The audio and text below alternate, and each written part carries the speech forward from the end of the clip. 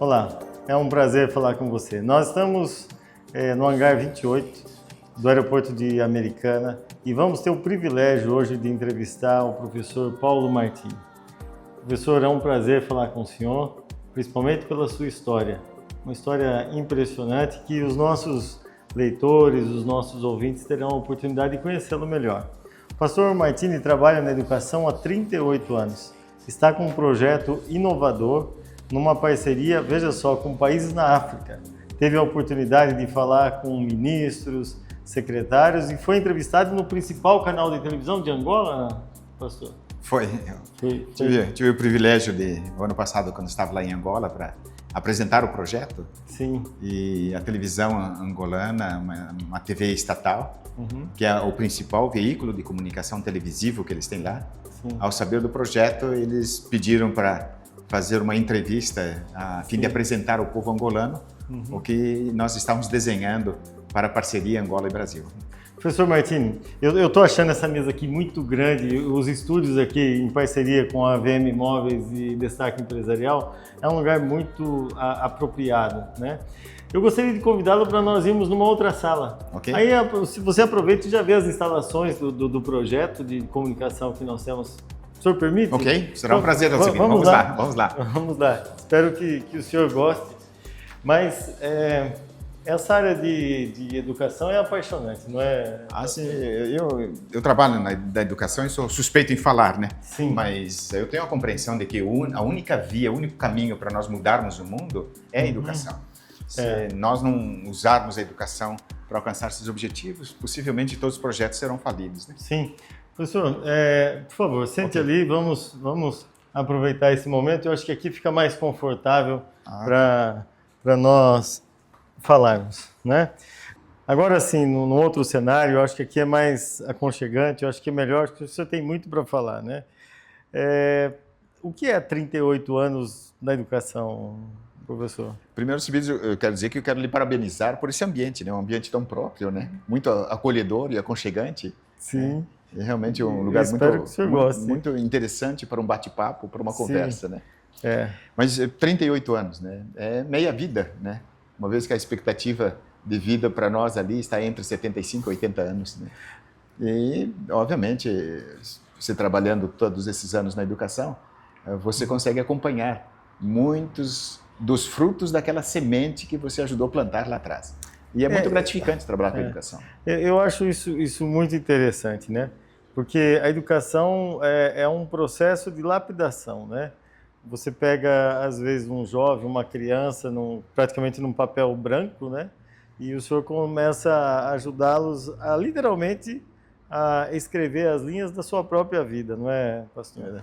Olha, ainda foi ontem, segunda-feira à noite, eu estava conversando com um menino, né? Quer dizer, hoje é um jovem adulto, formado em Direito, com mestrado em Direito, um advogado muito bem sucedido aqui no estado de São Paulo.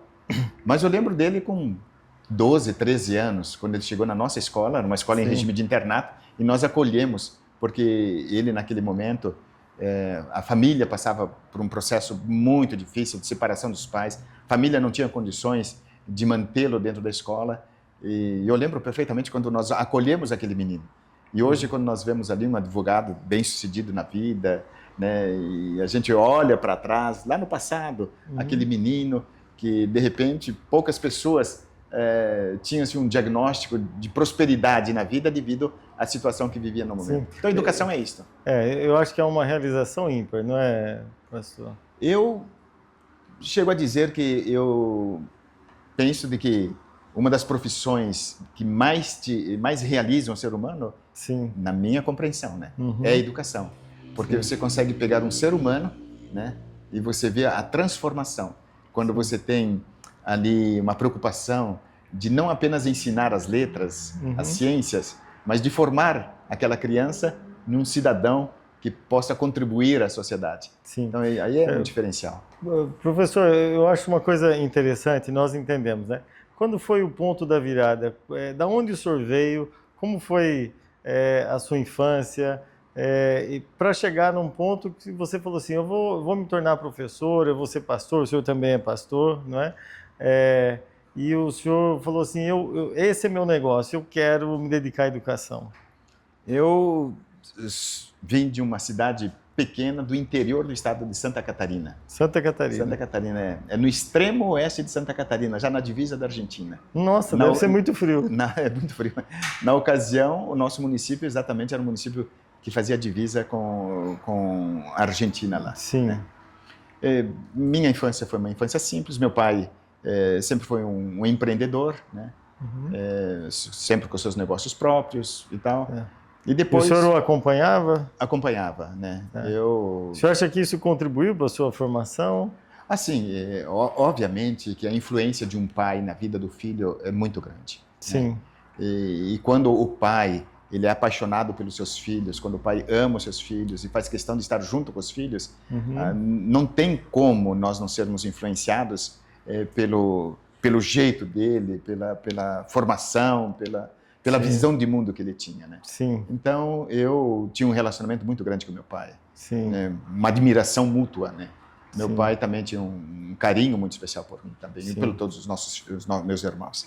Sim. Mas, com os meus 17 anos, houve uma virada na minha vida.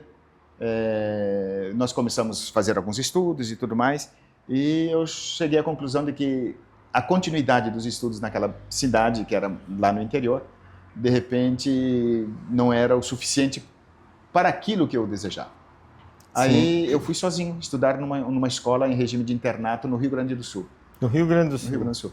Próximo de Porto Alegre, uma cidade chamada Taquara. Taquara. E lá eu fiquei 2 anos, eu concluí meu ensino médio lá. Tá. E aí eu tive uma disposição, né? Disse, olha, eu gostaria de servir, né? E entre as profissões que tinha como servir, eu optei em fazer a faculdade de teologia. Teologia. Aí eu vim para o estado de São Paulo, né? Sozinho também, estudar meus 4 anos da faculdade. Aonde que foi isso? Foi na estrada Itapecerica da Serra, no município de São Paulo, na zona sul de São Paulo, né? Já ali no bairro de Capão Redondo. Tá. Tem uma fábrica do lado do colégio que eu estudei, que foi o IAE, tinha uma fábrica de produtos naturais, a Superbom. Sim. Né? Uma fábrica conhecida nacionalmente por ser uma das primeiras fábricas de produtos naturais do Brasil. Tá. Ali, depois da minha formação, eu voltei para o estado de Santa Catarina para trabalhar lá. Sim. E ali começou a minha vida, né, na área Começou a carreira na educação.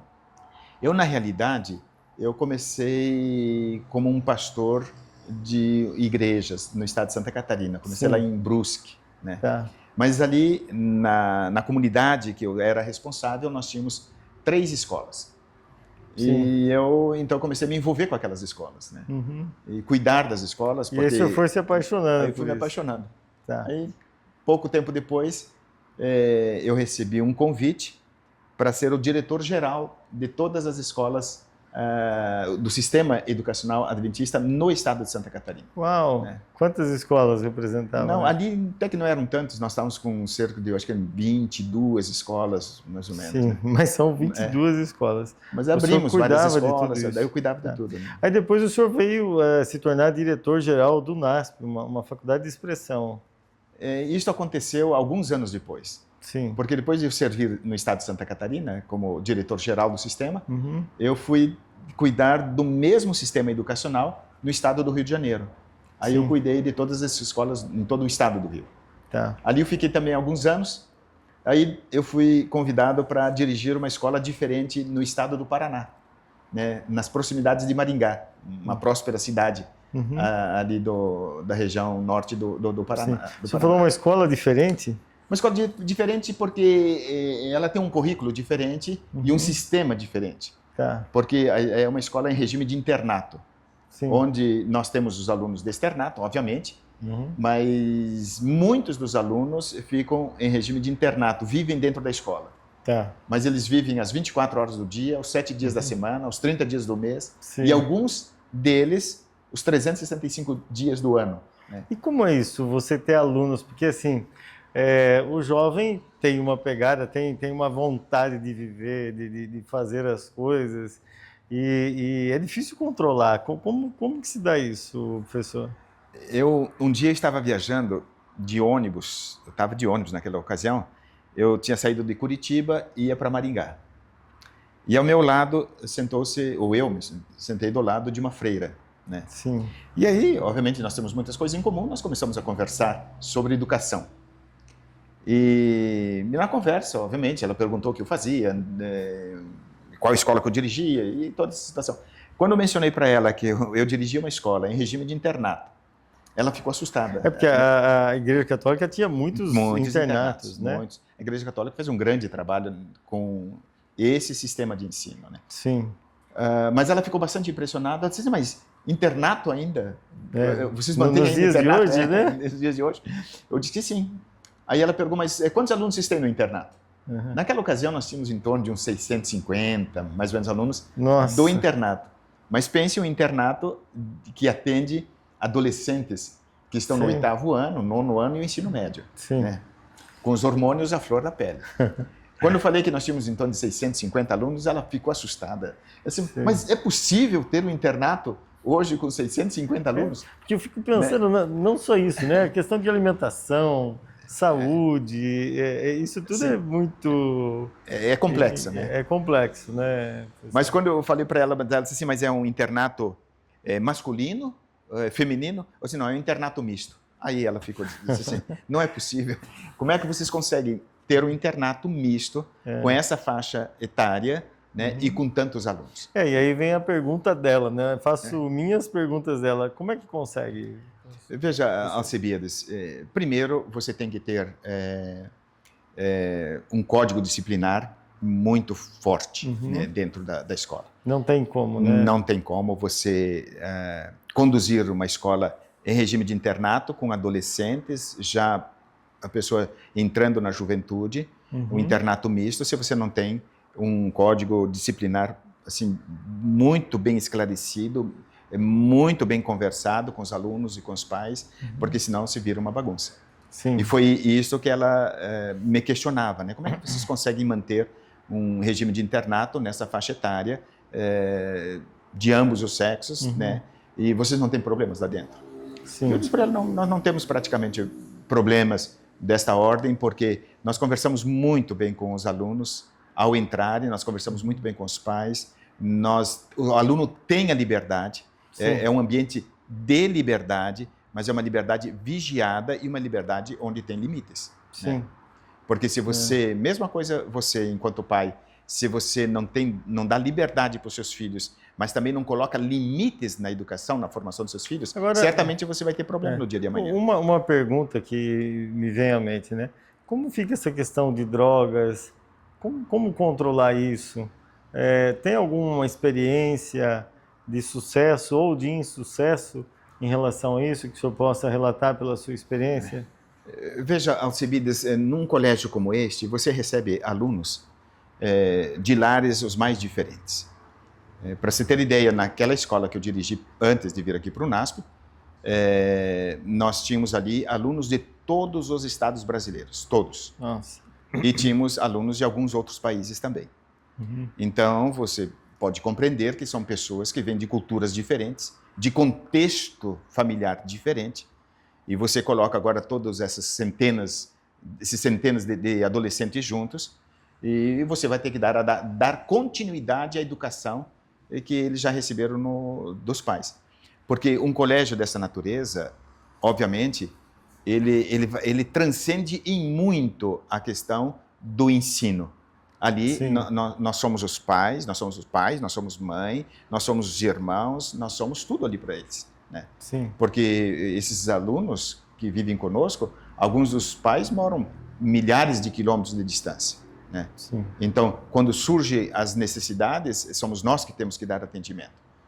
Então, nós temos o encontro todas as manhãs, nós temos o encontro todas as tardes, só com as meninas, só com os rapazes, onde nós passamos instruções, onde nós passamos valores para eles, onde nós discutimos a ética, onde nós discutimos a moralidade, onde nós discutimos a liberdade das pessoas, onde nós discutimos as responsabilidades. Mas tem umas situações conflituosas, com certeza, né? Sem dúvida. Períodos, né? E aquilo que estava falando anteriormente com respeito às drogas. Num ambiente como este, dificilmente você vai dizer assim, olha, isso aqui não tem drogas, ou nunca teve drogas. Né? Infelizmente, a droga ela está presente no contexto onde existem os jovens. Mas dentro das nossas escolas, eu posso dizer, eu trabalhei 25 anos como diretor de escola em regime de internato. 25 anos? 25 anos. E nós éramos bastante assim rígidos com respeito ao uso de entorpecentes, cigarros, mesmo álcool, bebidas alcoólicas, que era proibido. Né? Tá. Algumas vezes aconteceu, né? Outras vezes, de repente aconteceu e nós não percebemos. Mas todas as vezes que nós percebemos, nós íamos atrás, nós conversávamos com o aluno, obviamente, nós orientávamos, nós aplicávamos disciplina. Né? A disciplina não é a questão da vara, não é a questão de um castigo. Nós disciplinamos como um pai disciplina um filho que ele ama. Né? Olha, você cometeu isto, então você agora, por um determinado período, né, você vai ter uma determinada punição que era, de repente, você não pode frequentar aquele lugar, você vai ter restrição com respeito às suas saídas e coisas dessa natureza. Sim. E nós recuperamos muita gente. Sim. Agora, em alguns casos, quando nós percebíamos que aquele comportamento daquele determinado aluno já estava influenciando, né, os seus colegas, os seus amigos, então nós pedimos para os pais para que viesse buscar o seu filho da escola. E como é a reação dos pais numa situação dessa? Olha, muito triste em muitas ocasiões. Eu acompanhei dezenas e dezenas de pais. Eu lembro numa ocasião que um menino, né, um jovem já do ensino médio, depois de termos aplicados algumas disciplinas, orientados, conversado, assim por diante, chegou um momento em que nós tínhamos que pedir para o pai vir buscá-lo. Sim. E o pai, inclusive, era um deputado, né, bastante conhecido, e nós pedimos para ele, olha, o senhor tem que vir aqui. Ele morava longe. E ele chegou às 11 horas da noite lá no colégio para buscar o filho. Veio ele, a esposa e a mãe dele, a avó do menino. E quando chegamos, eu fui recebê-los, né, na minha sala e tudo mais, chamei o filho. E eu lembro perfeitamente a decepção da avó. A avó dizia o seguinte, mas com lágrimas, né? Ela chorava e dizia, meu filho, por que você fez isto? Olha o quanto que você mudou esse ano que você está aqui nesse colégio. As suas palavras, né? O seu jeito de ser, o respeito que se passou a ter às outras pessoas. Meu filho, até o teu cabelo mudou a partir do momento que você veio para essa escola com alimentação aqui. Por que você fez isso? E agora nós vamos ter que tirar você daqui. E ela em prantos falando. Ela em prantos chorando. Né? Também teve situações em que eu atendi pais, em que o pai me disse o seguinte, olha, eu não vou buscar meu filho. Eu disse, não, mas você tem que buscar o filho. O senhor assinou um compromisso conosco. Nós demos tantas oportunidades, mas infelizmente nós não temos mais como continuar com o seu filho aqui, porque nós já não temos mais ascensão sobre ele. Né? Já esgotou-se todos os recursos que nós temos para orientá-lo. Né? Sim. Aí o pai me disse, olha, você leva o meu filho naquele trevo que tem ali, deixa lá e ele que se vira, porque eu também já dei a última oportunidade para meu filho, que foi essa escola. Ou seja, nós encontramos assim situações as mais diferentes, né? Sim. Eu lembro de uma ocasião, e isso eu falo para você, até como de repente, uma luz para os pais, né? Eu atendi uma menina, né, uma adolescente, uma jovem já, estava penso que estava no terceiro ano do ensino médio, por ela ter cometido um ato e que nós não podíamos tê-la dentro da escola porque nós estaríamos abrindo precedentes e teríamos muitas dificuldades na disciplina e na condução do comportamento dos outros alunos ali. Tá. E eu a chamei, conversando com ela, e falei assim, olha, fulana, você teve esse comportamento, nós te chamamos, nós te orientamos, né? Você concordou que você estava errada, que você ia mudar. Passado algum tempo, você repetiu aquele mesmo comportamento estranho, está levando outras das suas coleguinhas por um caminho cujos pais não concordam, e também nós, como escola, não podemos concordar, porque vocês estão indo para um caminho em que vocês vão atrair muitas infelicidades na vida de vocês. Sim. Passando a experiência para um jovem. E essa menina começou a chorar na minha sala, e ela chorava e ela dizia, professor, o senhor não me entende, o senhor não me entende, o senhor não consegue me entender. Eu disse, mas por que eu não consigo te entender? você está tantos meses conosco, eu consigo ver já teu comportamento e tal. Ela disse assim, professor, o senhor não sabe o quanto eu tenho vontade de seguir o conselho de vocês. Quanta vontade eu tenho de ser pessoas como vocês são. Pessoas corteses, responsáveis, pessoas éticas, pessoas que têm um valor na vida e assim por diante. Mas eu não consigo. E ela disse para mim, olha, professor, eu na minha casa, meus pais sempre me educaram com liberdade plena. Eu nunca ouvi, ela chorava e dizia, eu nunca ouvi meu pai e minha mãe dizer um não para mim. Tudo que eu pedi, eles me davam. Tudo, pastor. Né? E ela contou um caso para mim que isso me marcou. Sim. E ela disse, eu muitas vezes provoquei os meus pais para que eles me dissessem um não. Nossa. Eu esperava um não e eles não me disseram. Como assim? Chegou, ele disse assim, chegava algumas vezes à noite, né? 10, 11 horas da noite, morava em Brasília. Diz assim, meus pais estavam no quarto deles, eu estava no meu quarto sozinha, eu me aprontava, me maquiava, ia até o quarto dos meus pais e dizia, olha, eu vou sair. Professor, ela me dizia, professor, eu não tinha projeto nenhum, eu não tinha programa nenhum, eu não sabia com quem saía, nem sabia para onde eu ia, mas eu fazia isto porque eu queria que meu pai dissesse assim, minha filha, você não deve sair. Minha filha, nós te amamos e nós queremos a tua proteção. Esse é um horário que você não deve sair de casa. Esse é um horário em que você não vai encontrar boas companhias ali fora. Fique em casa, né? Ela dizia para mim, eu queria ouvir isto do meu pai. Mas sabe o que ele me dizia? Tá bom, filha, se cuide.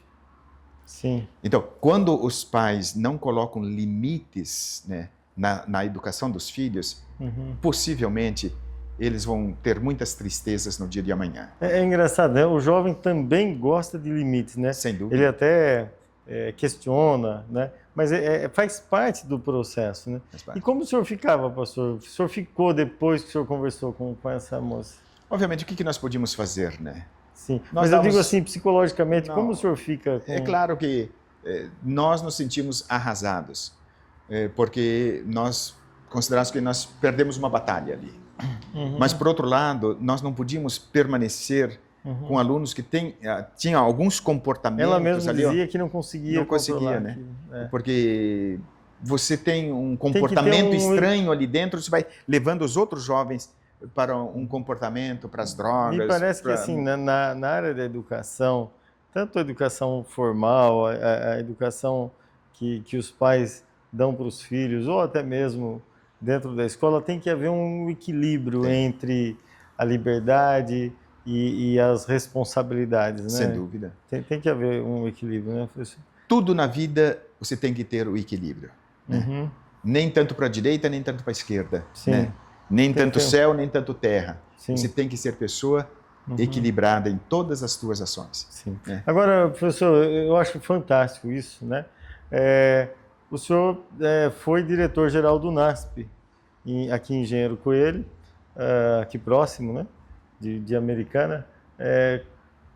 Como foi essa experiência? Com quantos alunos o senhor pegou lá e quantos alunos o senhor deixou até o senhor se aposentar?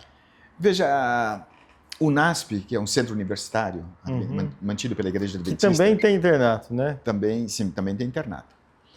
Quando nós chegamos aqui, eu comecei o trabalho no NASP em 2004, exatamente no mês de janeiro de 2004. Tá.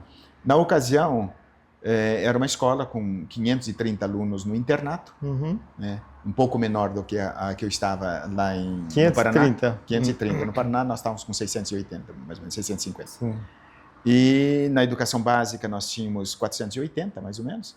E no ensino superior, 1.200 e poucos alunos. Esse era o quadro que nós tínhamos quando eu cheguei. Mas eu trabalhei nessa escola por 15 anos. Né? Sim. Então, nesses 15 anos, nós temos que compreender que o NASP Engenheiro Coelho está numa cidadezinha pequena, com cerca de 18 mil habitantes, e está localizado numa zona rural desse município. Sim. Ou seja, nós estamos longe do perímetro urbano, nós estamos longe, né, do nosso cliente para vir estudar ali. Mas foi feito um trabalho diferenciado ali nesse período, e nós chegamos a ter no internato 1.586 alunos. Né? E todos os dias da semana, a mesma Todos os situação. dias, exato. 7 dias da semana, 30 dias no mês e tudo mais. Nós servíamos um pouco mais de quase 5.000 refeições por dia. Né? Mais de 4.000 refeições por dia. Então, você imagina, você tem 1.500 e poucos alunos no internato, são o desjejum da manhã, o almoço e você tem um jantar. Só isso aí dá 4.500 alunos. Sim, né? 4.500 refeições. É uma logística, é uma coisa incrível, né? Você tem que gerenciar tudo isso, né? Ali nós tínhamos uma coisa bastante interessante, porque é um colégio que está localizado numa fazenda. Né? São 260 alqueires de terra. Né? Sim. Nós tínhamos ali na ocasião uma fazenda com, creio que 120 e poucos mil pés de laranja. Né? E tínhamos também uma pecuária leiteira, né? Que foi administrada por nós também. E tínhamos ali a fazenda, né? Que também era administrada por nós, pela própria escola. E nós tínhamos todos os setores. Nós tínhamos uma escola verticalizada. Né? Então, no caso que nós estamos falando aqui nas refeições, nós tínhamos uma horta muito grande que abastecia a cozinha, o restaurante, com vegetais. Esses 1.500 alunos. 1.500 alunos. Tudo fresquinho. Nós colhíamos de manhã para servir ao meio-dia. Né? Uau, então, era uma coisa. Né? Nós tínhamos ali a questão da nossa pecuária leiteira. Então, o nosso leite, o iogurte, o queijo era fabricado dentro. Então, nós também, mesma coisa. O leite era tirado de manhã, era pasteurizado. Nós tínhamos a pasteurização tipo A, porque a pasteurização era na própria ordenha, junto com a ordenha. Então, nós tínhamos o leite à vontade para os alunos, leite tipo A, queijo de procedência nossa, mesmo interna, iogurte nosso. E também nós tínhamos ali uma granja de galinhas poedeiras, onde nós colhíamos em torno de 1.800 ovos por dia, que eram consumidos todo dia no restaurante. Né? Nossa! Que coisa incrível. Nós tínhamos ali uma estufa que nós colhíamos 4,5 toneladas de tomate por semana. Por semana. E era consumido totalmente dentro do restaurante. Sim. Né? Ou seja, nós procuramos fazer a alimentação o mais natural possível, né? E com menos agrotóxicos, menos pesticidas. Agora, possíveis. Tem uma coisa interessante que eu ouvi falar, que vocês tinham muitos alunos estrangeiros e que vocês pegaram até alunos que estavam correndo risco em outros países. O senhor pode contar um pouquinho isso? Sim, nós, no portal do MEC de 2017, se não me falha a memória, o governo brasileiro colocou no portal que nós éramos a 7ª instituição no Brasil com o maior número de alunos estrangeiros, para você ter uma ideia. Sim, né? Uau, que interessante. E isso pensando numa instituição relativamente pequena, dentro de um município muito pequeno e na zona rural desse município. E que número era mais ou menos esses alunos? Nós tínhamos ali representantes de 34, 35 países diferentes. Né? Nossa, que interessante. E nós abrigávamos gente ali. Tá. Então, nós tínhamos uma quantidade ali de quase 500 alunos, né? Um pouco menos de 500 alunos estrangeiros. Bom, professor, eu acho, parabéns, eu acho uma história incrível, né? Uma história de dedicação. Eu acredito que o senhor deva ter histórias incríveis como essa dessa moça que o senhor acabou de contar. Mas agora o senhor se aposentou e entrou numa nova empreitada também ligada à educação, com alunos da África. Como que é isso? O senhor pode explicar isso para nós, por favor? Veja, Alcibiades, eu criei um relacionamento com a África, foi em 1996. Sim. Quando eu fui procurado pelo cônsul-geral da África, Dr. Ismael. Né? De qual país da África? Angola. Angola, tá. Angola vivia, naquela época, uma guerra civil. Começou em 75 e terminou com a morte de Savimbi em 2002. Então, em 96, o cônsul, preocupado em dar formação para os jovens do seu país, e como o sistema educacional lá estava prejudicado devido à guerra civil, ele procurou a instituição no Brasil que tinha condições de abrigar os próprios alunos, né? Dar o abrigo, dar o alimento, dar moradia. Que era tudo que vocês já tinham aqui. Era o que nós tínhamos. Sim. E ali eu comecei esse relacionamento porque ele nos procurou e trouxe o filho dele e depois mais alguns outros alunos de Angola para estudar na nossa instituição. Sim. Então nós começamos um desenvolvimento, assim, um relacionamento muito interessante. Eu fui convidado depois para visitar ali o país e para participar de alguns projetos deles lá, algumas vezes, alguns anos eu estive lá com eles. Sim. E esse relacionamento, ele foi crescendo tanto e que chegou depois, quando nós viemos aqui para o UNASP, nós chegamos a ter cerca de quase 300 alunos de Angola aqui. 300 alunos? Quase 300. Né? Então, hoje, quando eu vou para Angola, eu encontro nossos ex-alunos, muitos deles muito bem posicionados em órgãos públicos. Se formaram aqui com o senhor? Se formaram aqui, né? Tem muitos juízes que fizeram a faculdade de Direito, hoje são juízes lá. São juízes lá. Muitos gestores de sucesso, pessoas que estão trabalhando no governo, são moços que vieram para cá, receberam toda uma formação. E quando o senhor chegou a se encontrar com alguém?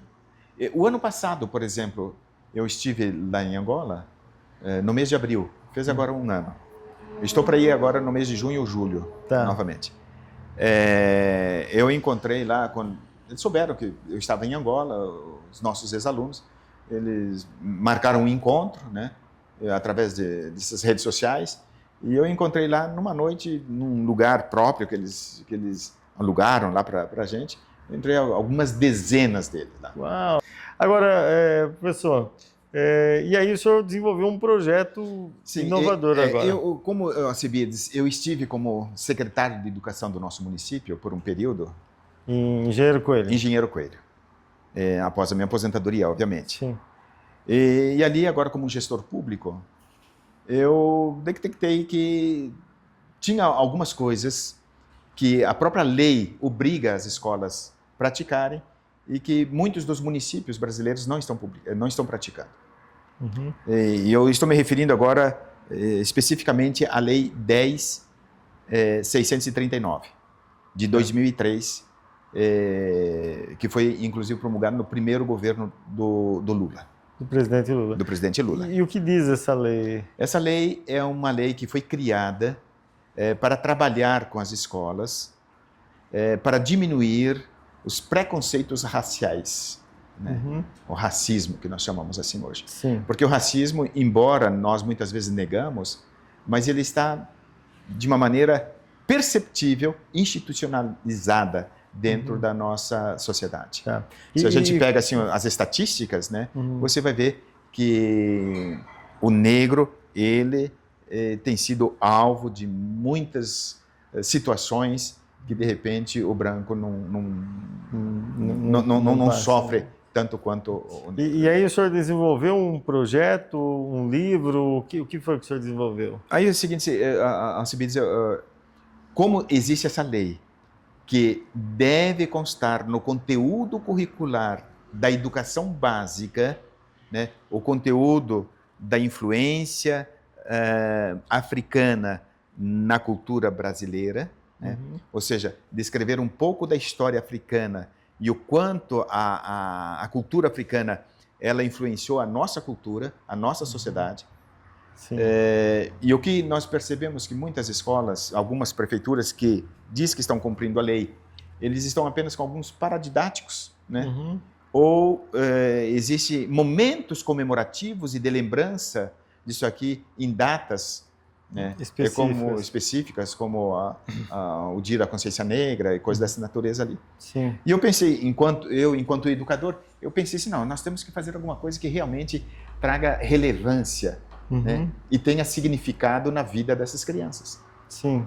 Como eu tinha já esse relacionamento, esse conhecimento com a África, sim, eu fui à África, fui lá em Angola e apresentei o seguinte projeto, né? Falei da necessidade de nós cumprirmos essa lei aqui no Brasil e da importância das crianças da África conhecerem as crianças do Brasil e conhecerem, que legal, um intercâmbio. E conhecerem como que os seus antepassados influenciaram os pais, avós, bisavós dessas crianças que elas vão conversar aqui agora, sim, para elas serem aquilo que elas são hoje.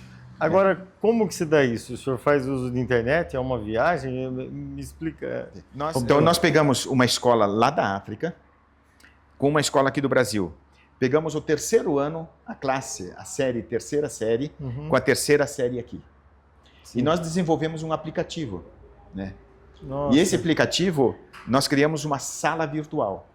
Tá. Então, uma vez por semana, essas crianças aqui, com essas crianças aqui, elas entram nessa sala virtual. Ou seja, do Brasil e na África. Do Brasil e da África. E elas conversam entre si.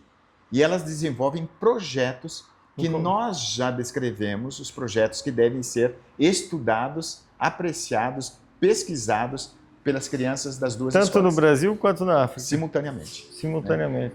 Que interessante. Então, essa coisa do diálogo, da convivência, da troca de experiência e até mesmo os preconceitos que surgem podem ser trabalhados ali. Sem dúvida.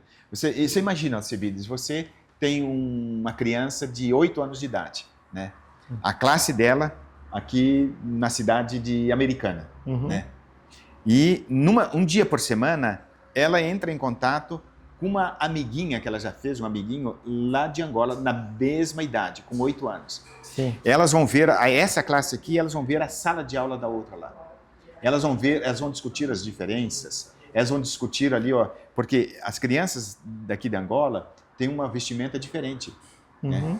Elas têm um penteado diferente, elas usam vocabulários diferentes, embora seja o português, né? Sim, e elas, é um português diferente. É um português. E elas trocam essas experiências, elas estão conversando, elas estão trocando experiências. E elas estão conversando sobre um tema comum. E né? Como termina isso? Não, isso durante o ano elas vão trocando experiências? Vão trocando experiências. Veja, por exemplo, eu vou citar um dos projetos, né? Nós temos vários projetos que acontecem. Tenho, por exemplo, o projeto da alimentação. Qual é a influência que nós brasileiros recebemos de Angola, né? Quais são os pratos que nós ainda usamos aqui no Brasil, que nós herdamos da Angola, né? Por o período do Brasil escravo lá. Vamos pegar um prato. Vou pegar um prato bastante simples, a farofa. A farofa realmente veio de lá.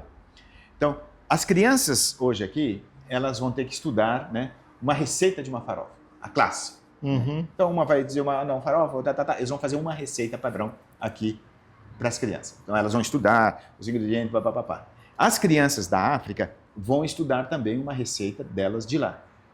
Só que essas aqui, elas vão ter que fazer um estudo. Quando que surgiu a farofa no Brasil? Quando que foi usada? Como é que era? Blá, blá, blá. Aí entra a história África, da mandioca exatamente. E tudo isso. Por que usava aqueles ingredientes? Que era exatamente aquilo que eles plantavam, era aquilo que eles colhiam, era aquilo que eles tinham à mão na ocasião e tal.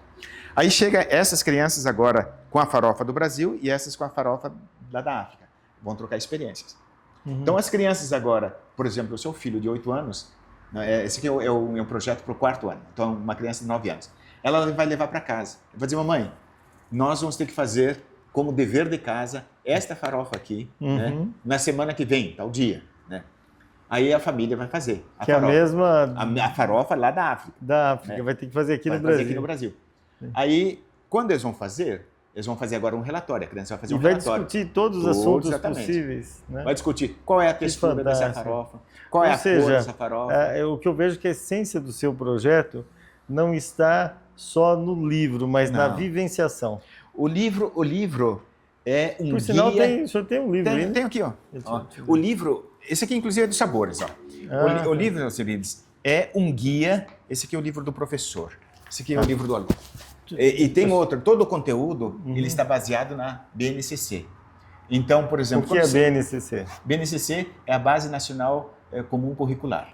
Sim. É o conteúdo... Ou seja, qualquer escola pode implementar o seu projeto. Exato. É o conteúdo obrigatório que as crianças devem receber naquela faixa etária. Desde a lei... Determinada pelo MEC.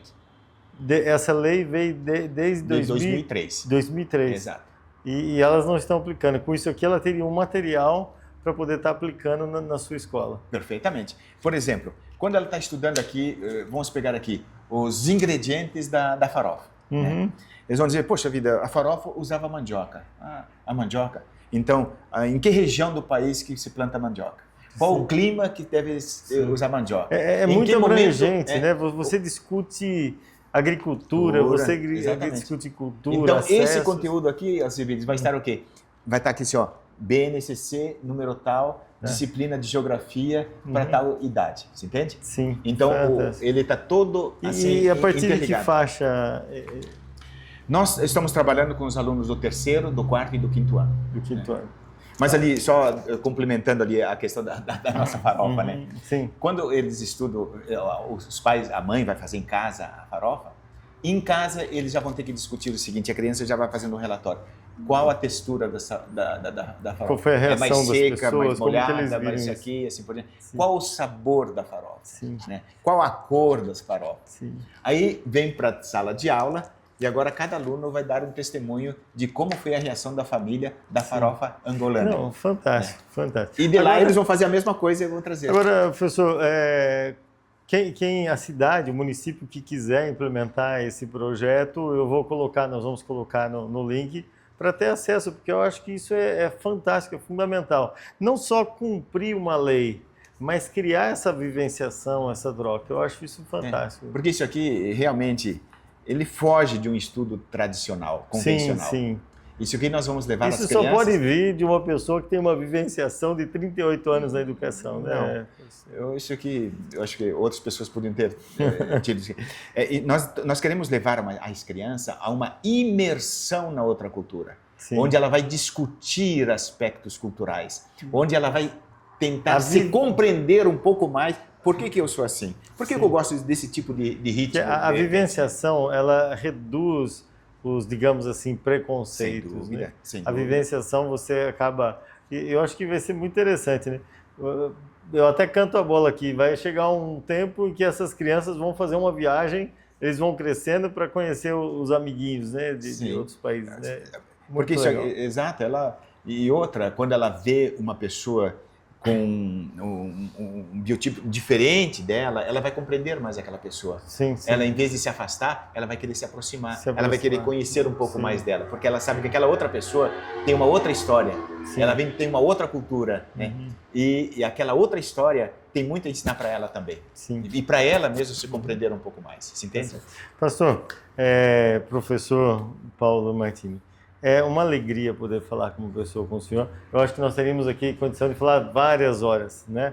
Não vai faltar oportunidade para nós falarmos mais. Eu gostaria que o senhor, desses 38 anos, o senhor desse uma mensagem para os seus ex-alunos e uma mensagem para a juventude, né? Eu acho que a juventude precisa de ouvir vozes de experiências, vozes que têm conhecimento. O que o senhor tem para falar para a juventude, até para os seus ex-alunos? O senhor pode olhar para aquela câmera. Espera aí, qual câmera que ele olha? Olha para aquela câmera e dê a sua mensagem.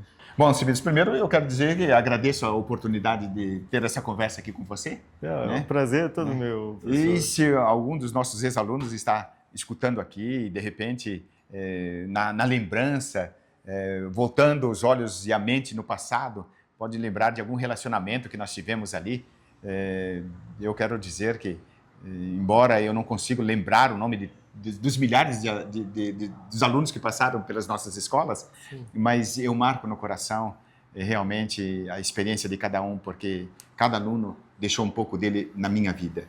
E certamente a gente deixa um pouco de nós na vida deles. E o meu desejo é que vocês tenham êxito em tudo que fizerem, que sejam homens e mulheres de sucesso, e que vocês sejam uma luz onde vocês estiverem, para a família, para os colegas de trabalho, nos relacionamentos, que vocês realmente se tornem uma bênção à sociedade de uma maneira geral. E os pais, eu digo o seguinte, Alcibiades, os pais têm que educar os filhos num ambiente saudável, né? E um ambiente saudável é um ambiente de cordialidade, um ambiente de amor, um ambiente de respeito, um ambiente de responsabilidade. Os filhos têm que ter liberdade, mas têm que ter uma liberdade com limites. Hoje nós estamos vivendo uma sociedade que nos preocupa muito, porque parece que nós tiramos os limites e qualquer coisa serve. E aí nós podemos ter algumas dificuldades ainda maior no dia de amanhã, né? Sim. Professor, falamos aqui essa é a câmera, né? Falamos com o professor Paulo Martini. Professor, um prazer muito grande, um privilégio falar com o senhor.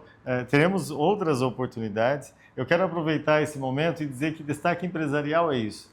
entrevista de qualidade, onde as pessoas poderão conhecer, aprender experiências. Eu quero aqui agradecer a todos os nossos patrocinadores, em especial ao Marcos, à AVM Imóveis, que fechamos uma parceria incrível. Veja esse lugar aqui muito apropriado. E Marcos, muito obrigado a todos, toda a família AVM Imóveis e toda a família Destaque Empresarial, muito obrigado. E a todos os patrocinadores que têm apoiado esse projeto, um projeto sério de comunicação, em que nós possamos conhecer o que as pessoas têm de melhor, o que a região faz de melhor e o que as empresas fazem de melhor. Muito obrigado, fique atento às próximas entrevistas. Muito obrigado.